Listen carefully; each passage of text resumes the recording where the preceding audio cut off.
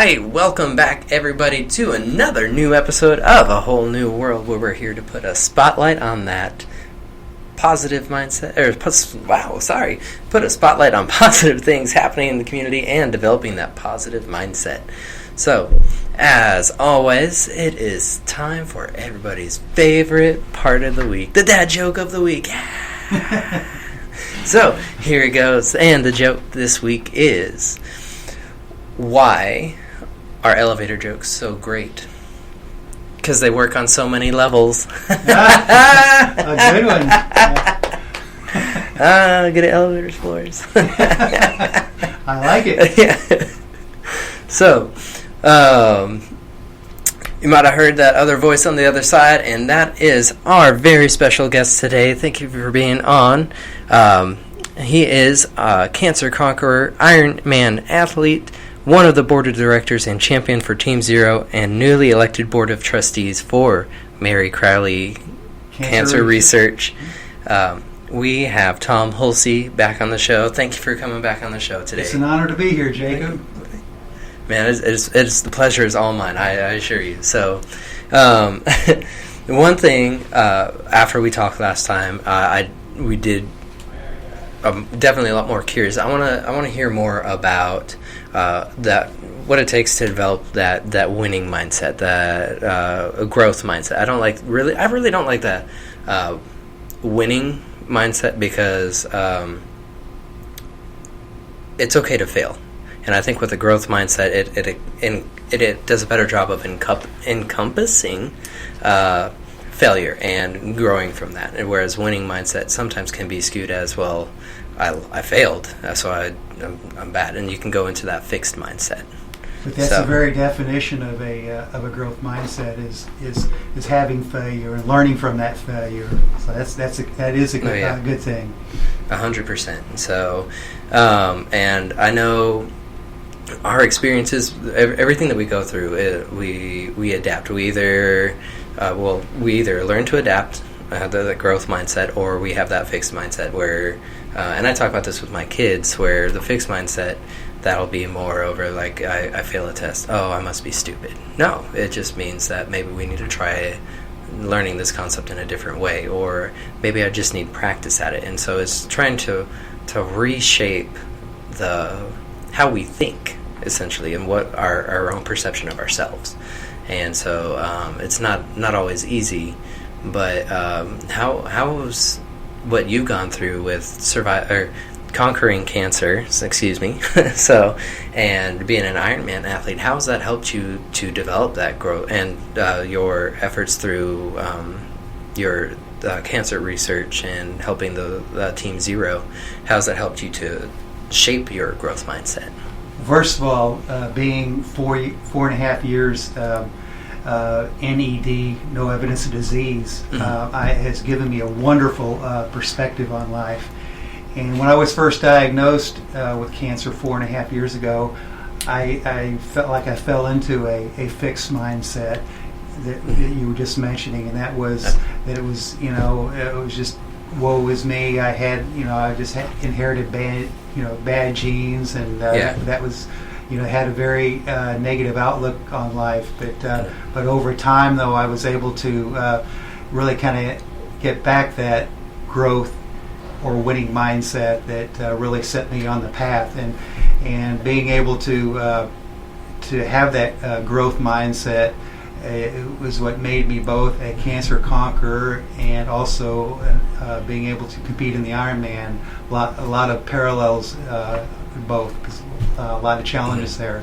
I always like to say the Ironman is a metaphor for life, because an Ironman is a long day. You have a lot of ups and downs, and how you deal with that adversity during that long day is what ultimately defines you.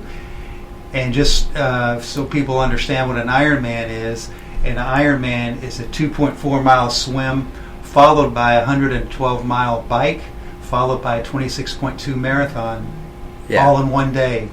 That's impressive. So and you have to have a growth mindset to achieve something like that. Same thing was when I was battling cancer. I had to have that growth mindset.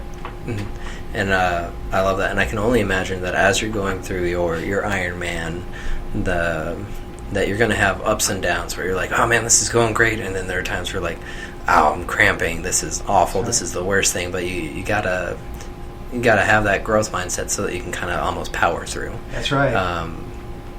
And being able to look at the bigger picture. And I can definitely kind of see some of the parallels where you would have good. Believe it or not, you'd still have good days with cancer, but then you'd also have those really bad days as well, which you still need to be able to power through as well. Different types, I think of. I haven't had cancer, so I'm only assuming, but I mean, it would almost like a different type of like mind shift, kind of. Absolutely. Like, yep. But similar in theory and practice. So, what in your mind? What are some components that help make up a growth mindset? My definition of a growth mindset, and this I'm speaking from personal experience, are there really three main components from my perspective. One is having perseverance. The second is overcoming fear, and the third is being intentional. Yeah. And having that growth mindset is having the belief that you're in control of your own ability, and you can learn and improve, and this is the key to your success. And I love all three of those. The perseverance, because I was thinking on the car on the way here, that was one that really kind of stuck out to me. It's like, how do you develop that growth mindset? Is you gotta be able to get through those ups and downs, and so it's a reframing of your mind, so you're being more intentional with not just what you're doing but your thoughts. And so I think positivity plays a huge part in that too, because when you're thinking positively about yourself and your surroundings, that's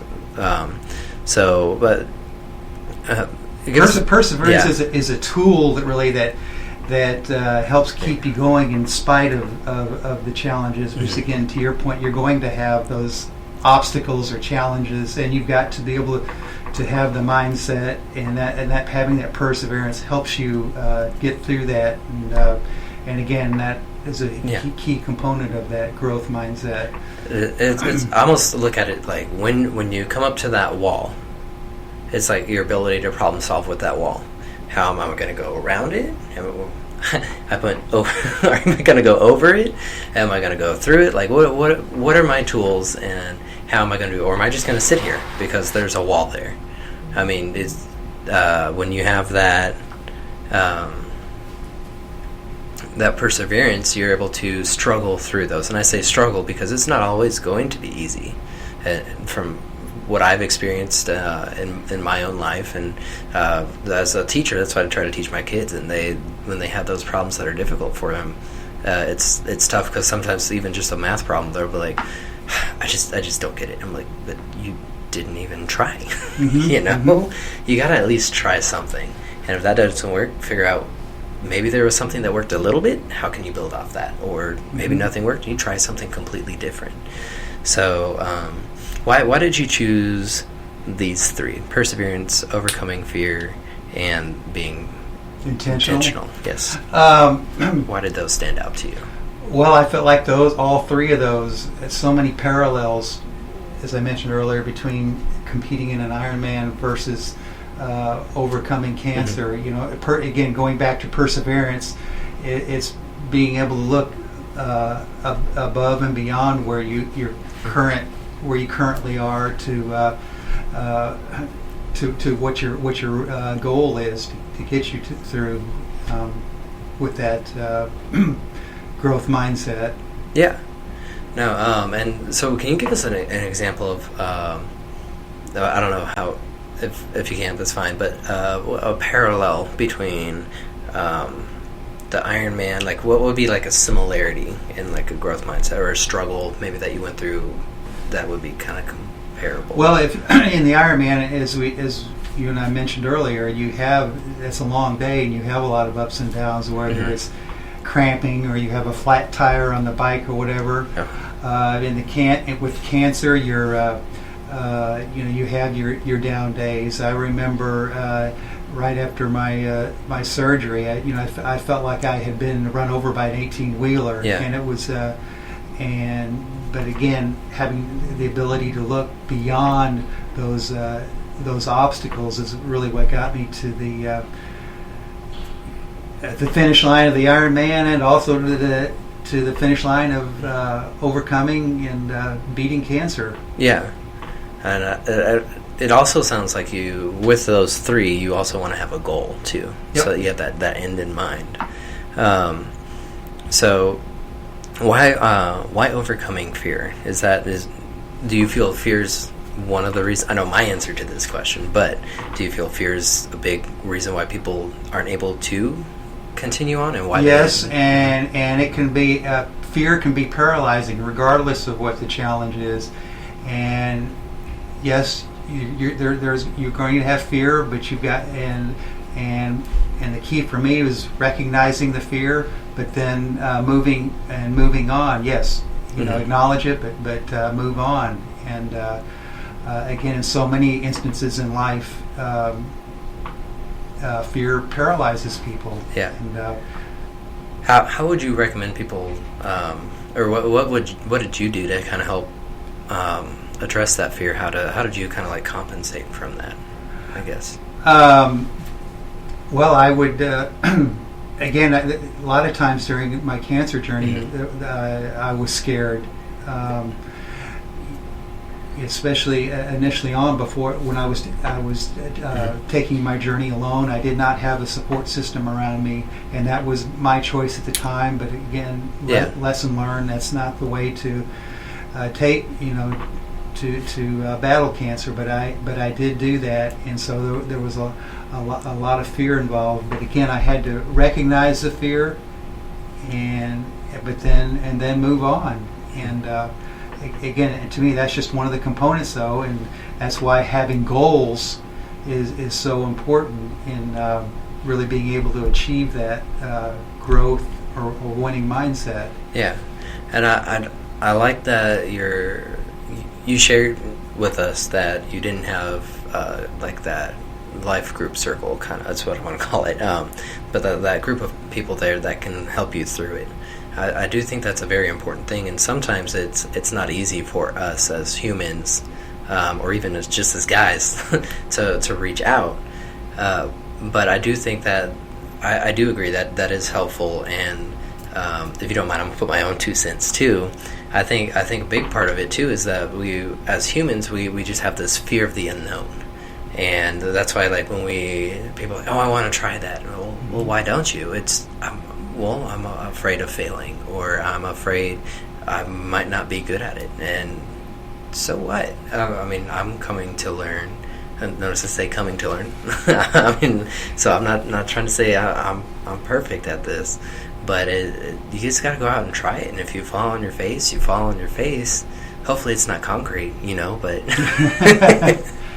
but you go out there and you try it, and maybe it's something I want to keep pursuing, or sometimes it's just, nah, I don't. But I definitely agree that fear is a big proponent, and I think maybe do it for some people, doing some more research into it, because it always depends on what it is you're doing, right? But like for me, I'd be afraid to do an Ironman, so my research would be, okay, what training would I need to do, and getting my training done. And I love that idea of bringing in people and having that support system. So those definitely, I think, help. And so I'm so glad you brought those up. So thank you. Well, we all have challenges in life, and really have them on a daily basis. But some are more daunting or more overwhelming than others. And receiving a cancer diagnosis is at the top of my list. Oh, I can't even imagine. And again, you talk about fear and all the other negative emotions. I mean, that when you get that diagnosis, it can be paralyzing, and that's why overcoming fear is so important, regardless of whatever the challenge may be in life. Yeah. And taking a step further, I talked about taking my journey alone. There were a lot of lessons learned through my through my journey. And one of them is that a cancer diagnosis or journey should not be taken alone, because you can. It's a lot. It's a lot, and it can quickly be overwhelming and very isolating. And I experienced all that, and I would not recommend that to anyone today. And that's why today, some of the work that I do, I mentor newly diagnosed cancer patients, because I've been there and done that, because it's so important to have someone there to talk to and be a support system for you. No, I like that, and I do believe that we're all social creatures, and nobody wants to be in isolation, no matter what they say. They do want some form of social interaction, and those people thought, well, I just go home and I play video games. Well, why are you online? Because you want that social community. You just don't want that face-to-face interaction still. But we all, I think, are craving that, and so thank you for going out and helping, mentoring new cancer patients and helping them through that process, because it helps with that isolation, like you said. And I remember when my mom, she's had Hodgkin's lymphoma a couple times, and it came back. She's been clear of it for now of like several years. I don't know off the top of my head. Don't know if that makes me a bad son, but I just remember though the community of people that would come and surround her, and we were there, and it I think it helped her to get through the treatments, and it made it easier, and kind of helped her to deal with that fear as well. So, in compounding that, especially for men, is there is a stigma, if you will, around having something like a cancer diagnosis. For example, one of the gentlemen that I mentored, he had been newly diagnosed, and he was engaged to this woman, and as soon as she found out he had cancer, she left. Oh, wow. And he was left all alone, and it was very hard for him, and it was hard for me as his mentor to it was just very hard. But again, there's this stigma, especially with men, and something as personal as prostate cancer, and that's why I'm such a huge advocate for being proactive with your health, because you got to look out for number one. Nobody else will. Yeah, and so that reminds me of the third one, being more intentional. So what when you say being intentional, what do you mean by that? Just being intentional with actions, eating, mind, what? All the above. And being intentional for me was actually very easy, because after I changed my mindset around, I was very well. I had two reasons for being intentional, because I had very specific goals for getting through my cancer journey, which was getting out there and doing that Ironman, and being able to be around to walk my daughter down the aisle. Yeah. And then also I was doing something that was for a purpose bigger than myself, because I felt like I'm now helping other people, and that gave me a reason for really being intentional. But goals, though, having those goals put structure around having an intentional game plan, and goals, when you stick to them, make you really accountable for your actions, and that really helps with. And you ask yourself, you evaluate where am I, and am I staying within those boundaries? Am I headed toward that? Keeps that you goal? on track. Yes, sir. Yeah.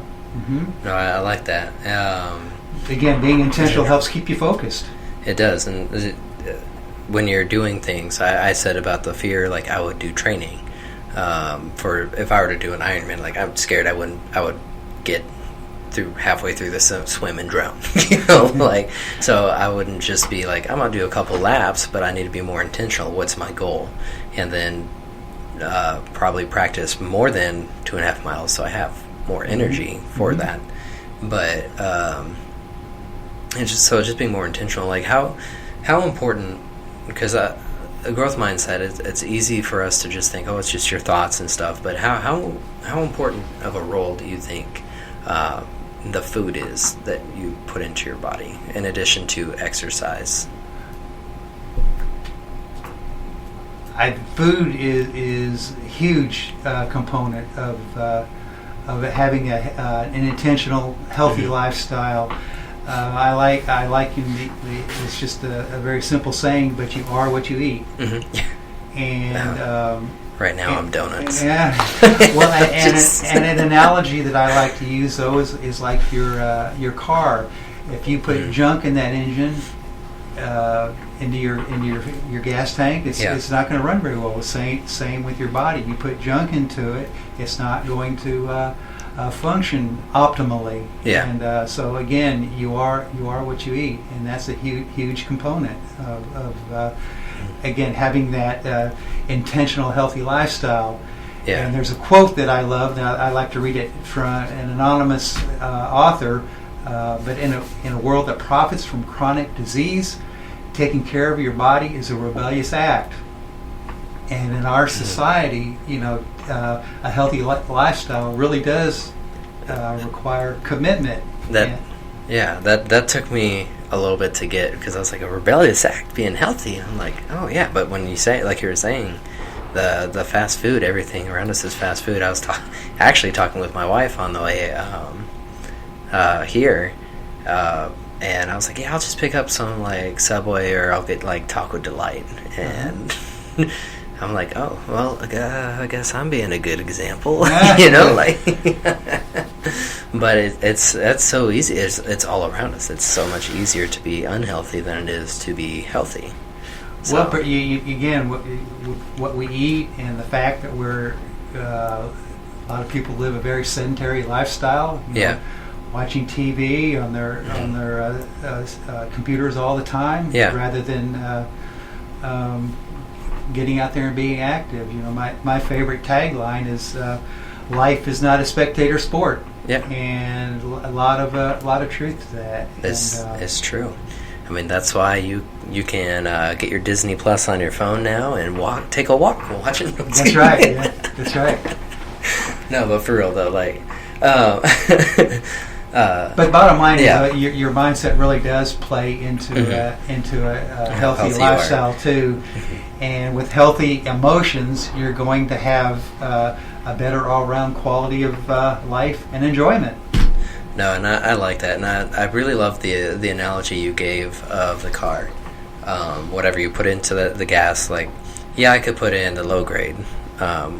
When I had my Mustang, I was like, or I can put in the Supreme. And it costs a little bit more, but my car ran so much better, and it's just the quality of the foods and stuff that you're putting in that really does have an effect on your body and how it runs and how it functions, and making sure that you drink enough water. I talk with my kids a lot as well, is make sure you're drinking water throughout the day. And they're like, my head hurts. Well, probably because you haven't been drinking water. That's like the number one go-to that I'm like, drink some water, and they'll go drink water, and then I'm not claiming to be a doctor. If their head really does hurt, I send them to the office, but the nurse. But I mean, it's just making sure that we're being more intentional in our habits, and I'll make sure that I'll take a liter of water, and I'll be okay. I need to get through at least 2 of these before I leave school. It's just trying to be more intentional. And so sometimes you see me at 3:30 chugging a liter of water, But staying hydrated is being intentional. Yeah. And when we talk about being hydrated, that's water is the key. Not drinking.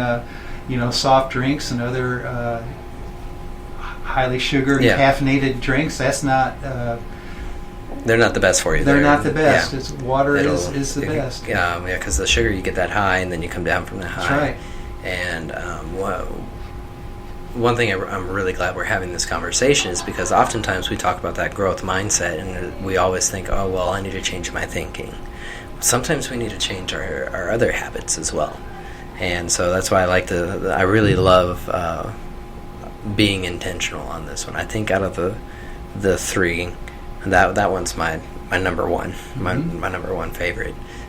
Just because, I mean, it helps you to get that focus so that you can persevere, but it also helps you to develop those healthy habits, in my mind, like we were talking about, making sure that you're maybe eating better, and drinking the water, going out and doing exercises.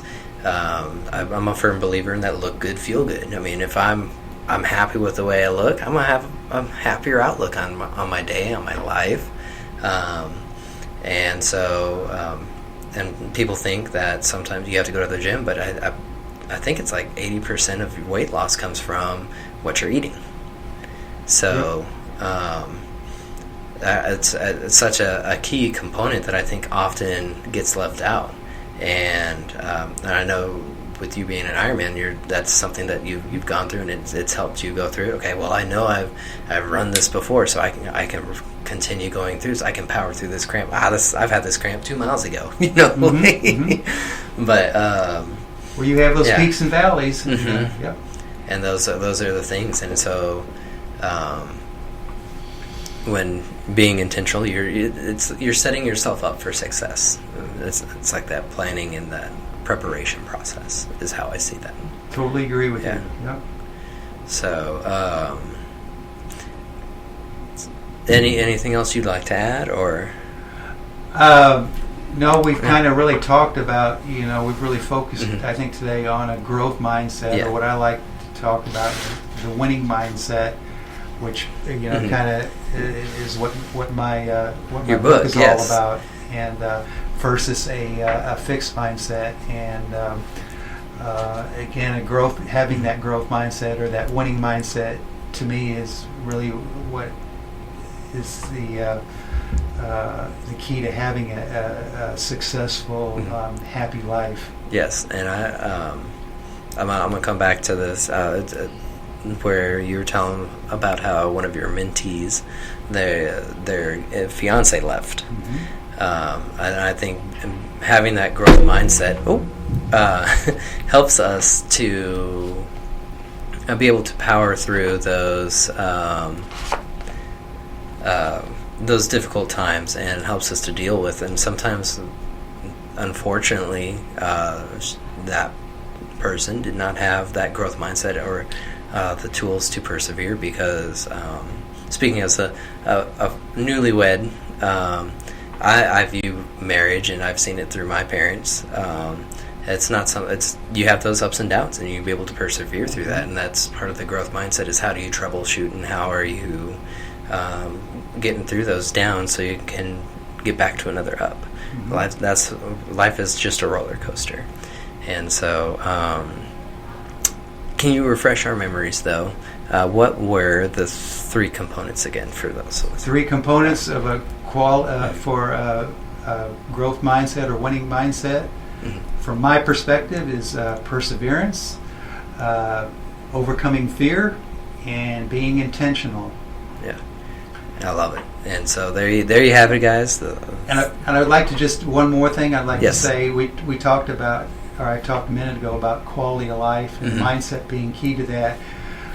One of my favorite quotes is from an idol of mine, Coach Vince Lombardi, and he said, "The quality of a person's life is in direct proportion to their commitment to excellence, regardless of their chosen field of endeavor." And I like that.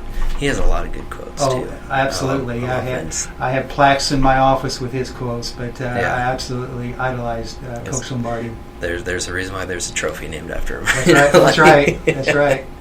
But can you say that quote one more time for us? The quality of a person's life is in direct proportion to their commitment to excellence, regardless of their chosen field of endeavor. Yeah. man, y'all, there you have it.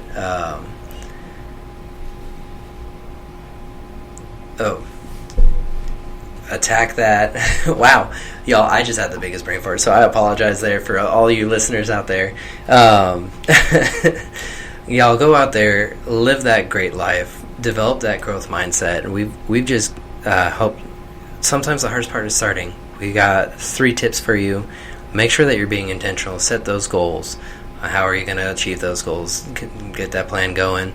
Overcome that fear, and then persevere through those valleys so you can get to those peaks. Man, Tom, I love that you've been on the show. Thank you so much. So thank you for being a guest, and all the listeners out there. Tom Hulsey's book, The Winning Mindset That Saved My Life, is a must-read. I read it, and I love it.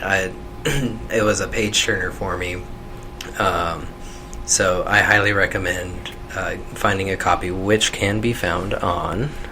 It could either be on my website, tomhulsey.com, or just go to Amazon.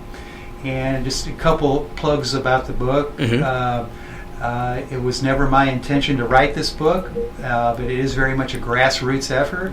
I'm self-published. I don't have an agent. That picture on the cover was taken on a whim with my wife's cell phone camera. It's a good picture. Thank you. And all the promotions being done via social media. But best of all, 100% of the net proceeds are benefiting cancer research, education, and awareness. Hey, there you guys have it. You're helping cancer, developing your growth mindset. What else do you need? No. So, man, thank you again. Every time we meet, I get something new, and I feel like I grow myself. So I thank you for that, and I know our listeners out there have grown. So to everybody out there, thank you for listening. Thank you, Tom, for being here. And thank you for the privilege of your time. Thank you. And as always, if you only learn to do one thing, learn to make a difference. Y'all have a good night.